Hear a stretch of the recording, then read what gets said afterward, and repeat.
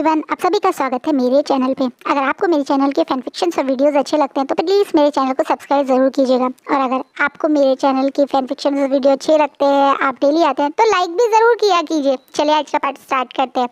Last part में हमने देखा था वांग जी और शिचैन की पेनफुल लाइफ के बारे में जाना था। चलिए अब आगे बढ़ते हैं। विंग अभी भी कुरैन के सामने बिल्कुल वैसे ही खड़ा है और उसने कुरैन से वो क्वेश्चन पूछ ही लिया, वांग जी को बेचने वाला।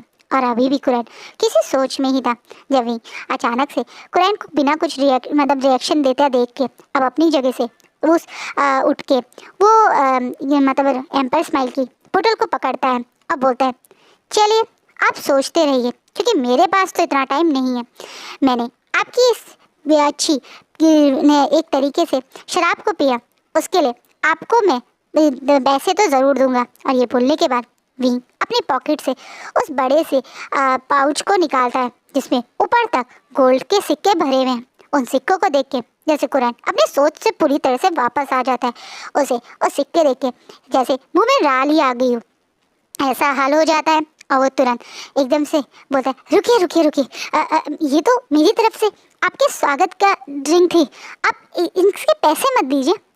अच्छा तो ठीक है, thank you for your drink बोल के वहीं वहाँ से बाहर निकलने ही वाला था, लेकिन कुरैन एकदम से बोलता, मेरी बात पूरी नहीं हुई, मैं आपसे कुछ और भी कहना चाहता हूँ। हाँ बोलो, क्या आपने जो मुझसे सवाल पूछा था उसका जवाब नहीं चाहेंगे आप? अब इतना समय तो नहीं है मेरे पास जितना समय आप सोचने में ले रहे हैं। वैसे भी मैं आपके उस फेस पे जिसके कट हो ऐसे इंसान को अपने साथ ले जाने की बात कर रहा हूँ और आप इतना सोच रहे हैं, क्या फ़ायदा? इससे अच्छा मैं अपना आइडिया चेंज ही कर देता हूँ। ये बोल के वे मुड़ने ही वाला था, लेकिन कुरैन एकदम से उसके हाथों को पकड़ के उसका फेस अपनी तरफ करता है और बोलता, नहीं नहीं नहीं, आप जैसा चाह रहे हैं बिल्कुल वैसा ही है। मैं भी उस इंसान को अपने से दूर करना चाहता था, पर आप उसकी कीमत दे पाएंगे? ऐसा क्या है तुम्हारे उस नेफ्यू में? उसका चेहरे पे इतना बड़ा दाग है, क्या खास है उसमें जो मैं उसको इतने पैसे दूँ? पर हाँ, जानना तो मैं चाहूँगा कि कितनी कीमत लगाई है तुमने अपने नेफ्यू की। इस बात पे अब कुरैन उस पोटली को देखता है और बोलता है, ये सारी मुझे, ये पूरी पोटली चाहिए, क्या आप मुझे ये देंगे? इस बात पे विंग के चेहरे पे एक कनिंग सी स्माइल आ जाती है और उसकी आंखों में एक अजीब सी नफरत, इस इंसान के ऊपर एक अजीब सी घिन। विंग उस पोटली को अपने हाथ में लेके उसे उछालने लगता है और देखता है जैसे कुरैन की नज़र उस पोटली के साथ ऊपर नीचे हो रही है।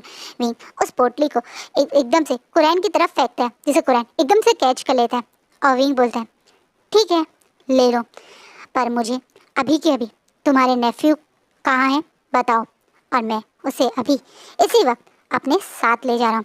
कुरैन जो उस पोटली के उन सिक्कों को गिनने में इतना गुम हो गया कि वो इशारा करके बताता है कि वांग जी कहाँ है, और बोलता है, हाँ हाँ ले जाओ ले जाओ, उस मुसीबत को मुझसे दूर ही ले जाओ, जाते जाते कुछ तो फ़ायदा हुआ, वरना वो मेरे लिए सिर्फ एक खर्चा और मुसीबत ही बन के रह जाता। कुरैन ऐसे बड़बड़ाता है, पर विंग ने एक एक बात सुनी और अब उसकी वो मुट्ठी कस गई है उसकी से बयान पे, लेकिन वो अभी अपने आप को शांत रख के कुरैन की तरफ देखता है और मन में सोचता है, तुझे इस लालच का बहुत जल्दी फल मिलने वाला है। इस पैसे के लिए जैसे तू जीभ निकाल रहा है ना, ऐसे ही तू तड़पेगा, ऐसे जीभ निकाल के पानी और खाने के लिए, पर तुझे कुछ नहीं मिलेगा और तू बस देखता जा, तेरे कर्मों की सज़ा बहुत जल्द मिलेगी। और ये बोलने के बाद विंग अब वांग जी वाले कमरे की तरफ जाता है। वो देखता है कि इस रूम के चारों तरफ एक अजीब सी और कैंडल्स जलाई हुई हैं, सेंटेड कैंडल यानी खुशबू, जिनसे एक अजीब सी खुशबू आती है। ऐसे इलाके जगह इन सब चीज़ों का पूरा इंतज़ाम कर रखा था कुरैन ने। ये देखकर विंग को बहुत खुंदस आती है। विंग अंदर जाता है तो देखता है एक 18 साल का बच्चा सामने खड़ा हुआ है। इस फैन फिक्शन में विंग 25 साल का है। वो शिचैन के साथ का एज की एक एज की ही साथ का था, यानी वो हमारे वांग जी से 7 साल बड़ा है। वो देखता है कि वांग जी कैसे एक ट्रांसपेरेंट से वाइट कलर के हानफू में है। उसकी बॉडी की ऊपर से लेकर नीचे तक शेप दिख रही है, उसकी अपर बॉडी काफ़ी विजिबल है इस हानफू में।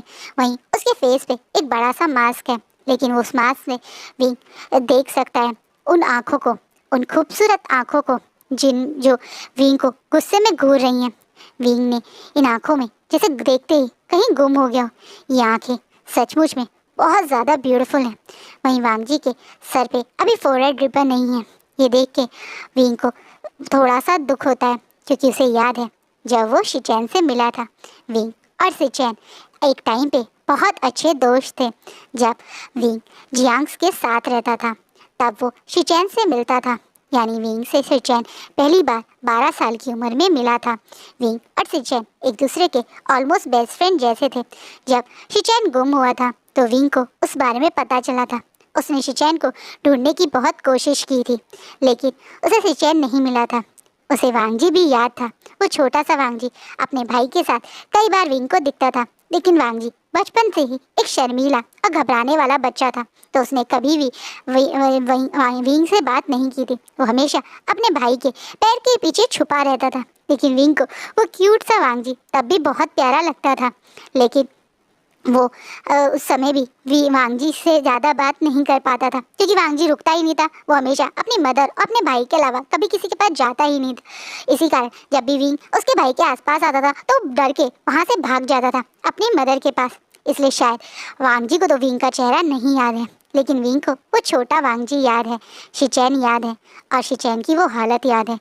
विंग ने शिचैन को बहुत साल तक ढूंढा था, लेकिन शिचैन विंग को नहीं मिला था। जब शिचैन विंग को मिला था तब तक काफ़ी देर हो गई थी। शिचैन के बारे में विंग को उसकी दोस्त वेंचिंग के थ्रू पता चला था।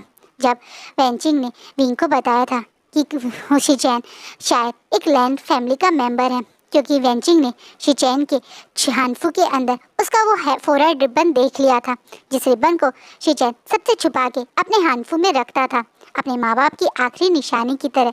मरने से पहले वो फोरहेड रिबन उसने वांगजी को ही दिया था, जो आज शायद वांगजी के पास है, लेकिन वो इस समय कहाँ है वो नहीं पता। लेकिन हाँ, विंग को वो सारी बातें याद है जो उसने शिचैन से करी थी।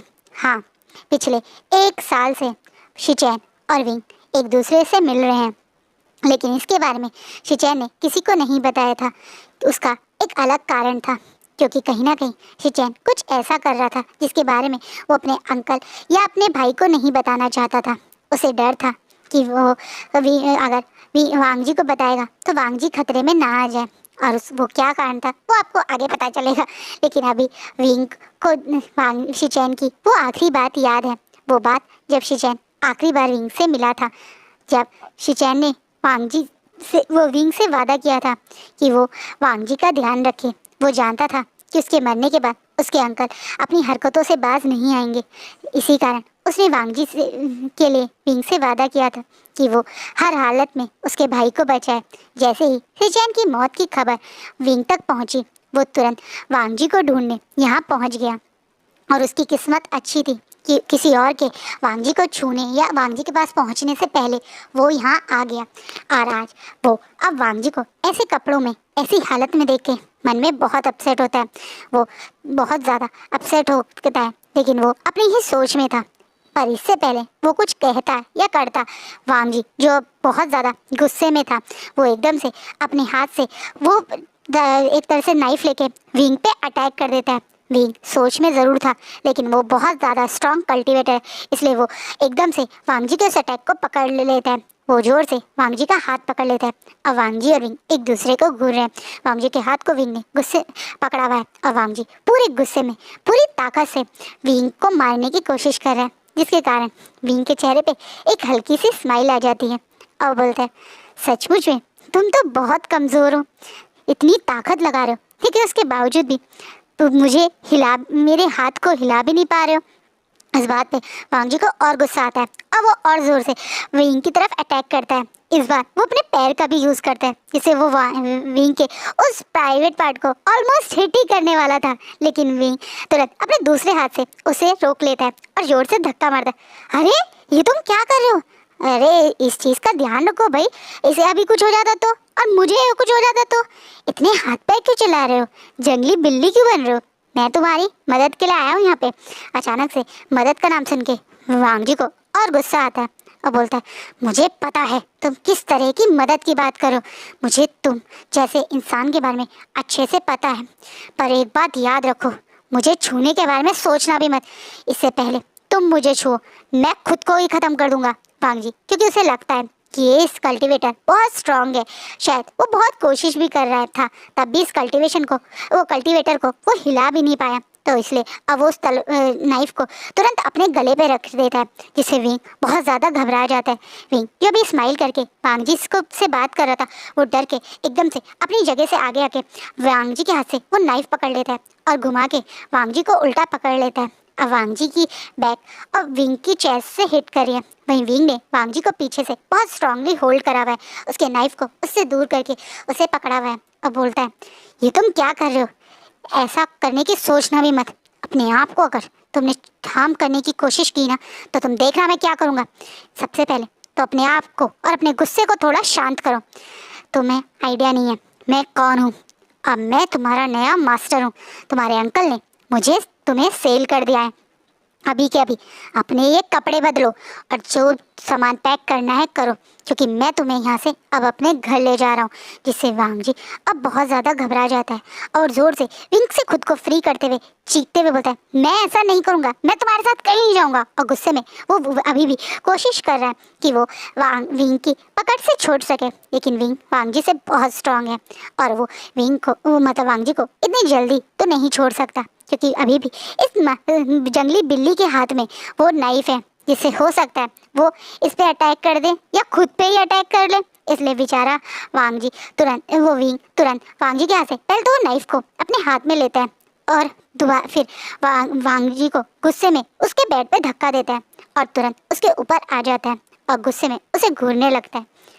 उसके दोनों हाथों को पकड़ के उसके सर के ऊपर पिन कर लेते हैं और अब एक ही हाथ से और अब अपने दूसरे हाथ से वांग जी के फेस से वो मास्क हटाता है। वांग जी जो फिजिकली विंग के सामने बहुत वीक है, वो फिर भी स्ट्रगल कर रहा है, पैर चला रहा है, हाथ हिलाने की कोशिश कर रहा है। वहीं विंग पूरी तरह से वांग जी को की ब्यूटी में जैसे अब पूरी तरह से गुम हो चुका हो। सचमुच में जो बात उसने सुनी थी वो गलत नहीं है।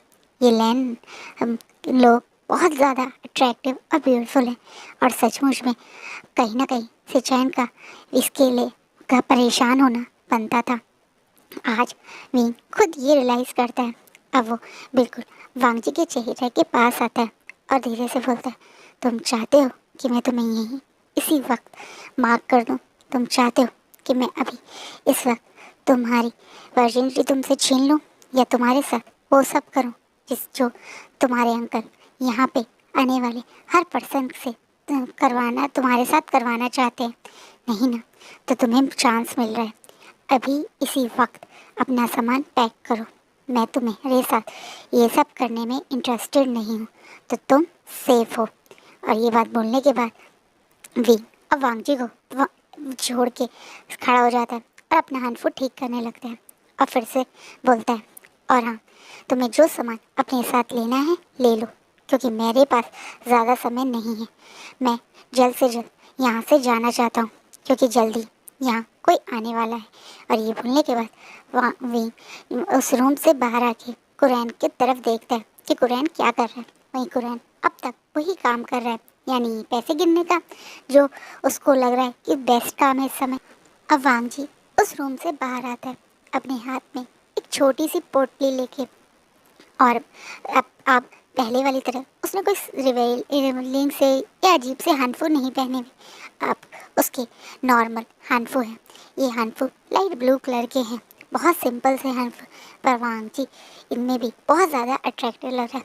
वहीं वांग जी जैसे ही रूम के बाहर आया तो विंग का ध्यान वांग जी के फेस पे गया, जो अब बिल्कुल क्लियरली विजिबल है। ना उस पर कोई मार्क है और ना ही उसे पहले की तरह वांग जी ने किसी मास्क से कवर करा हुआ है।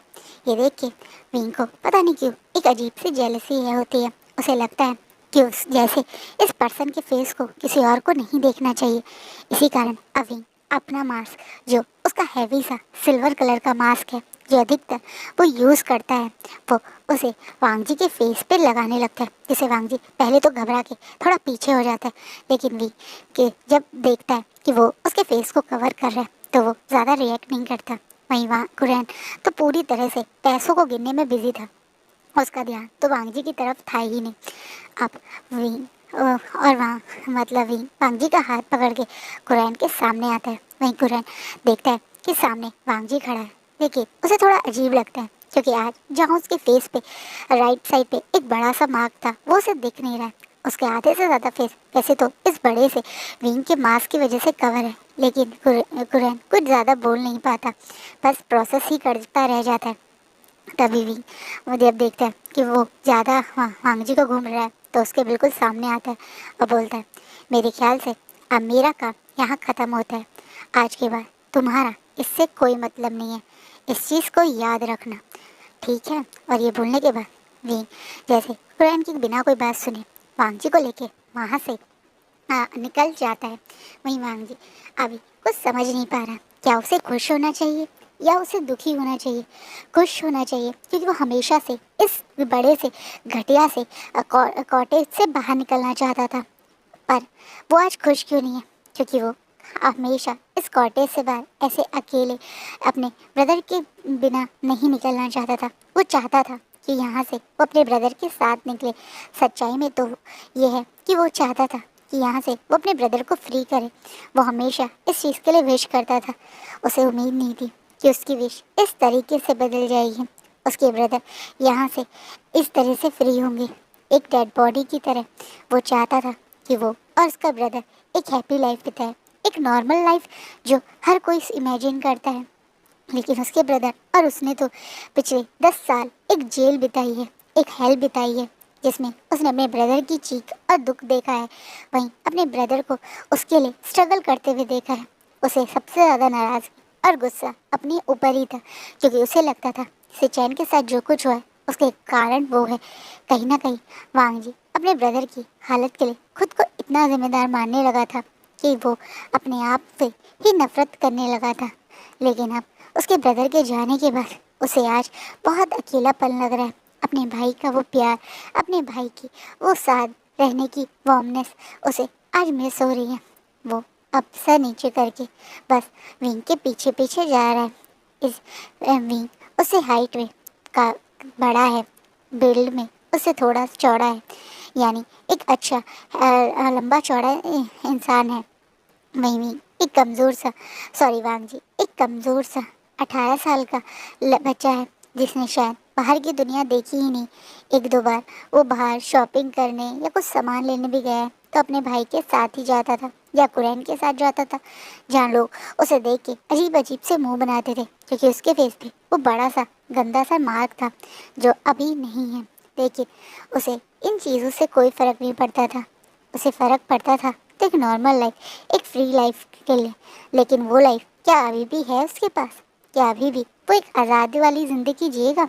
नहीं, क्योंकि अब भी वो बेच दिया गया है इस स्ट्रेंजर को जिसका नाम भी नहीं जानता है नंजा, जिसके बारे में कुछ नहीं जानता। बस यही पता है कि उसे अब इस पर्सन के साथ रहना है। पर क्यों रहे वो इस पर्सन के साथ? वांग जी मन में यही सोचता है, क्या इसके साथ रहना ज़रूरी है? और ये पर्सन, क्यों ये पर्सन वांग जी को खरीद रहा है? इसे तो वांग जी का फेस पता भी नहीं था। इसने तो जब वांग जी को खरीदा था तब उसके फेस पे दाग था। उसके बावजूद क्यों ये पर्सन वांग जी को खरीद रहा है? क्या ये वांग जी के साथ कोई लेबर वाला काम करवाएगा? क्या ये वांग जी को अपने घर का सर्वेंट बनाएगा या स्लेव बनाएगा? क्या करेगा वांग जी? ये सारी बातें सोच रहा है। दिमाग में अचानक से यहाँ से भागने की बात आती है। वो सोचता है कि अगर उसे मौका मिलेगा तो वो इस पर्सन से दूर भाग जाएगा, एक नई लाइफ स्टार्ट करने, जहाँ कोई उसे पहचानता नहीं होगा, जहाँ वो किसी को पहचानता नहीं होगा। वो यही सोच के चुपचाप से अभी तो शांति से विंग के साथ जा रहा है। थोड़ी दूर पे जाने के बाद अब विंग एक जंगल मतलब एक फॉरेस्ट के बीच का जो रास्ता होता है वहाँ पे बैठ जाता है और बैठ के ट्री के नीचे आराम से रेस्ट करने लगता है और बोलता है, थोड़ी देर रेस्ट करते हैं, काफ़ी दूर जाना है हमें। वैसे मैं यहाँ से बाहर जाना नहीं चाहता।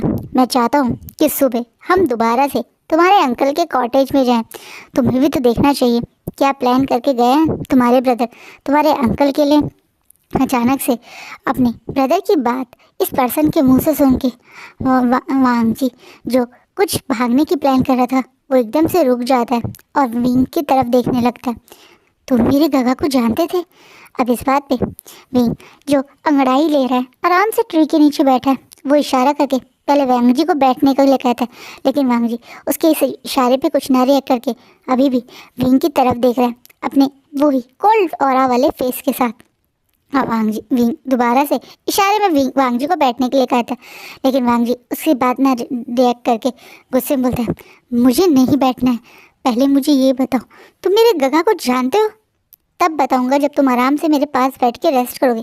कब से चलते आ रहे हो, कमज़ोर सा बॉडी है, शरीर है तुम्हारा, पता चले थोड़ी दूर जाके बेहोश हो जाओ तो मैं तुम्हें गोदी में लेके थोड़ी जाऊंगा।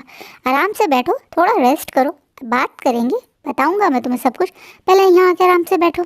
विंग बड़े आराम से वांग जी से बोलता है। वांग जी को ये पर्सन बहुत इरिटेटिंग लग रहा है, क्यों ये पर्सन इस तरह की शेमलेस बात करता है, क्यों होगा वांग जी बेहोश, और क्यों ये लेगा उसे अपनी गोदी में?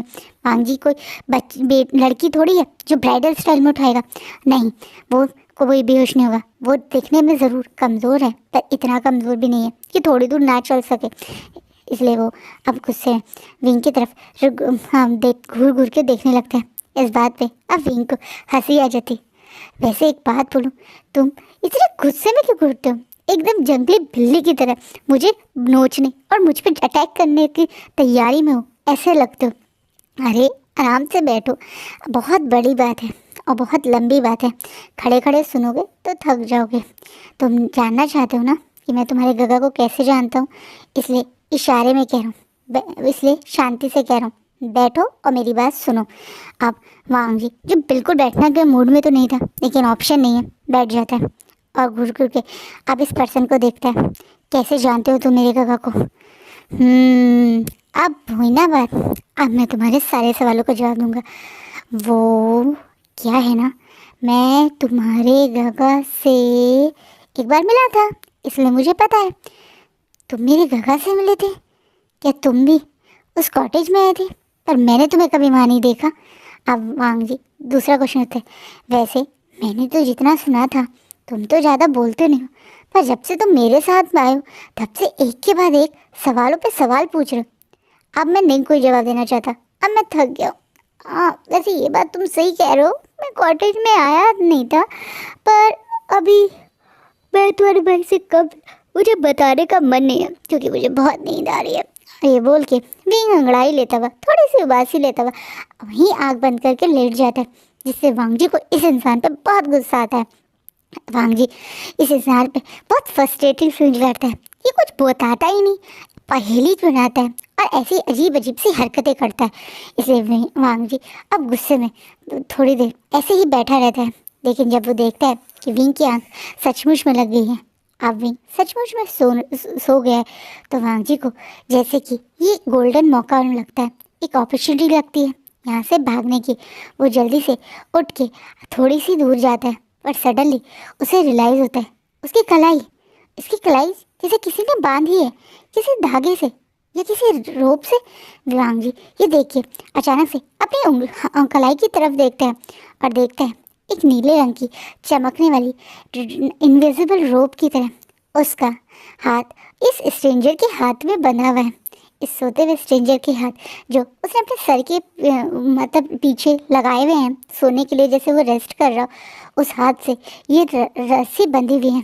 विंग और अब अपनी आँख खोलता है और वांग जी को देखता है, जिससे वांग जी थोड़ा शॉक हो जाता है। अविंग इशारे में अपने हाथ से को बहुत ज़ोर से अपनी साइड खींचता है, जिससे वांग जी थोड़ा सा पीछे की तरफ आता है, जिससे अब वांग जी शॉकिंगली विंग की साइड देख रहे हैं। वांग जी ने इस टाइप की चीज़ कभी नहीं देखी, ऐसे ये रोप उसके लिए बहुत स्ट्रेंजर थे।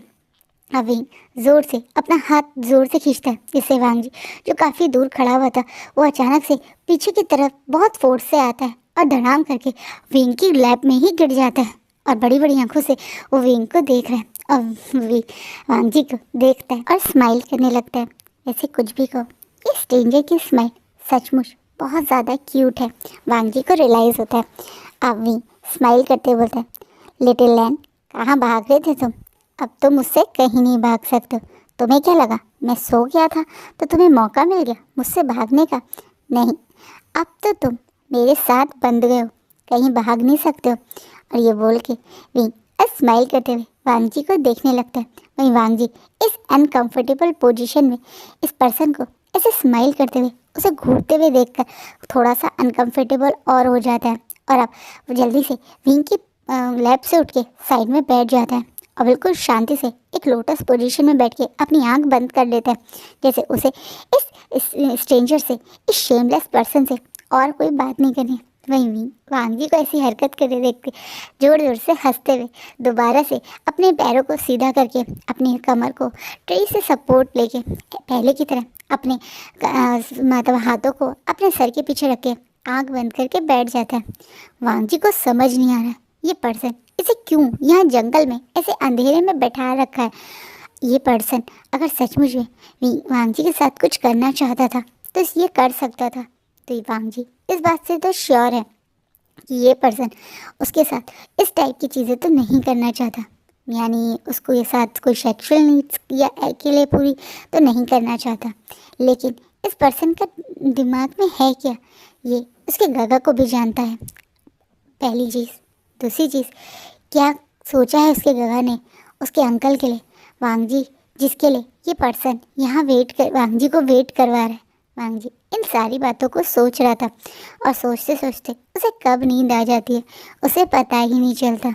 शायद उसकी बॉडी थक गई थी और शायद उसकी वो हैबिट जो उसके ब्रदर ने डाल दी थी, जिससे वो एग्जैक्ट 10 बजे सो जाता था। उसके ब्रदर ने उसे जानबूझ के ये हैबिट डाली थी ताकि उसको रात में जो उसके ब्रदर की आवाज़ें हैं वो वांगजी ना सुने। इसलिए बेचारा वांगजी अपनी हैबिट से मजबूर 10 बजे सो जाता है और वो मॉर्निंग में जब आँख खुलता है तो पूरी तरह से शॉक हो जाता है, क्योंकि अब वो उस स्ट्रेंजर की गोदी में मतलब अपना सर रख के लेटा हुआ है। वो स्ट्रेंजर रात वाली पोजीशन में अभी भी मतलब पेड़ से अपना कमर लगा के आराम से पैर सीधे करके लेटा हुआ है और वांगजी उसकी गोदी में सर रख के लेटा हुआ है। वांगजी जब ये देखता है तो एकदम से उठ के बैठ जाता है और अपने आप को एक पहले की तरह स्ट्रेट पोजीशन में बैठा के अपने कपड़े और अपने बाल ठीक करने लगता है। वहीं विंग अब अपनी आंखें खोल के हंसते हुए बोलता है, क्या हुआ लिटिल लैन, तुम ऐसे क्या डर के बैठ गए?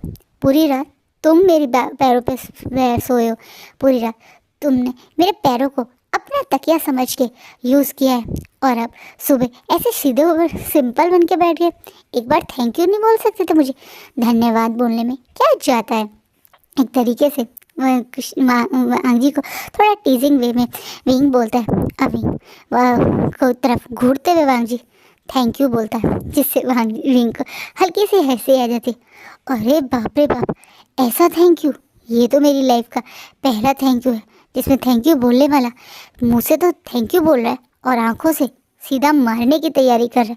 इसे घूर घूर के इतने गुस्से वाले एक्सप्रेशन का थैंक यू तुम ही अपने पास रखो। मुझे अगर थैंक यू बोलना है तो एक बार स्माइल करके प्यार से थैंक यू बोलो, तभी मैं मानूंगा कि तुम सचमुच में मुझे थैंक यू बोल रहे हो। इस बात पे वांगजी अविंग को घूरता है अब और कुछ रिएक्ट नहीं करता है। अविंग बोलते हैं, अरे पूरी रात मैंने तुम्हें अपने पैरों पे सुलाया है, उसके लिए एक शांति से स्माइल करके प्यारे से थैंक यू बोले हुए क्या जा रहा है तुम्हारा? तुम लिटिल लैन सचमुच में बहुत ज़्यादा बड़े बच्चे वाली हरकतें करते हो।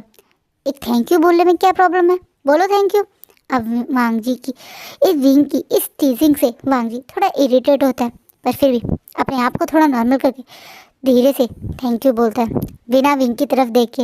विंग को इस चीज़ से बहुत हंसी आ जाती है। अब वो जोर जोर से हंसते बोलते हैं, ओहो देखो तो सही, तुम थैंक यू बोलने पे भी ब्लश कर रहे हो। और इस बात पे वांगजी को रियलाइज होता है, हाँ उसके कान लाल हो गए, पर क्यों? क्या सचमुच में वो ब्लश कर रहा था? पर ब्लश करने वाली क्या बात है भाई? वांगजी ये सोच रहा है, ये सोच के ब्लश कर रहा है कि वो सचमुच में रात भर इस स्ट्रेंजर के पैरों पे सोता रहा। वो यही सोच रहा था, पर जैसे इस स्ट्रेंजर को वांगजी की टांग खींचने का बहाना चाहिए, इसलिए वांगजी अब इस स्ट्रेंजर पर ज़्यादा ध्यान नहीं देता है। अब ये स्ट्रेंजर हंसता है और अपनी जगह से खड़े होकर अपने कपड़ों को झाड़ने लगता है और बोलता है, चलो लिटिल लैन अब थोड़े से मज़े लेते हैं, चलो मैं तुम्हारे अंकल के साथ क्या हुआ है वो दिखाना चाहता हूँ, चलो। और ये बात बोलने के बाद विंग बिना वांगजी से परमिशन ले उसका हाथ पकड़ के उसे खड़ा कर देता है, जिससे वांगजी काफ़ी शॉक हो जाता है और तुरंत विंग से अपना हाथ हटाता है अब बोलता है मुझे किसी को टच करना पसंद नहीं है, प्लीज़ मुझे टच मत करो। अरे मैंने सिर्फ हाथ पकड़ा है, कौन सा तुम्हें वैसे टच कर दिया, इतनी सी बात पे इतना गुस्सा, सचमुच में तुम तो एक एंग्री बर्ड हो। नहीं, कभी मुझे तुम एक एंग्री कैट लगते हो, कभी तुम मुझे क्यूट से एंग्री बर्ड लगते हो। सचमुच में तुम्हारा कुछ नाम तो सोचना पड़ेगा। Little land. और ये बोलने के बाद विंग वांग जी का हाथ दोबारा से पकड़ लेता है। इसे वांग जी कुछ कर नहीं पाता, सिर्फ मुंह बनाता रह जाता है। लेकिन विंग को इन चीज़ों से क्या ही फर्क पड़ता है, उससे तो जो लंजा के साथ करना है वो तो करेगा। वो ऐसी लंजा का हाथ पकड़ के हंसते हुए वहाँ उस जगह की तरफ दौड़ पड़ता है, यानी उसके अंकल के उस कॉटेज की तरफ दौड़ पड़ता है। वांग जी और विंग जब वहाँ पहुँचते हैं तो देखते हैं कॉटेज के चारों तरफ वैन सिपाही हैं और वह उसके अंकल को वो लोग अब घसीटते हुए बाहर निकाल रहे हैं। एक एक करके उस पूरे कॉटेज के सारे सामान को बाहर फेंक के तोड़ रहे हैं। बहुत सारा सामान जो उसके अंकल ने महंगा महंगा खरीदा था वो सब अब टूटा हुआ ज़मीन पे चारों तरफ फैला हुआ है। यहाँ तक कि वो क्या कहते हैं शराब की बोतलें जो उसके अंकल ने स्पेशली लोगों के लिए सजा रखी थी, वो बोतलें भी बाहर ला ला के फोड़ी जा रही है। और उसके अंकल हाथ जोड़ के वैन से कह रहे मुझे नहीं पता, मैं सच बता रहा हूँ, मुझे इस चीज़ के कोई आइडिया नहीं था, मुझे नहीं पता, आप यकीन कीजिए, ये मेरी कोई चाल नहीं है, ये मेरी कोई साजिश नहीं है, मैं नहीं जानता। वो बस चीख रहा है। लेकिन वैंस आज तक कभी किसी की सुनी है जो अब सुनेंगे वो से खींचते हुए, उसके बालों से खींचते हुए घसीटते हुए ले जा रहे हैं। और उसका अंकल मुझे नहीं पता चीख रहा है। उसके अंकल के आगे सामने उसे दूर खड़ा करके उसके कॉटेज को, उस जगह को आग लगा दी जाती है। दिन में 1 मिनट के लिए जैसे पूरी शाम हो गई हो, धुआं का बादल सा बन के जैसे इस पूरे एरिया को कवर कर गया हो। वहीं इस कॉटेज को ऐसे आग लगता देखकर दो लोग इस भीड़ में बहुत खुश हो रहे हैं। एक वी बुशान है और दूसरा हमारा लांग वांग जी। और आज का पार्ट यहीं रुकता है। तो गाइज आपको क्या लगता है क्या हुआ एक रात में जो कुरैन के साथ ये सब हो रहा है? उसके लिए आप हमारा नेक्स्ट पार्ट ज़रूर देखिएगा। Thank you.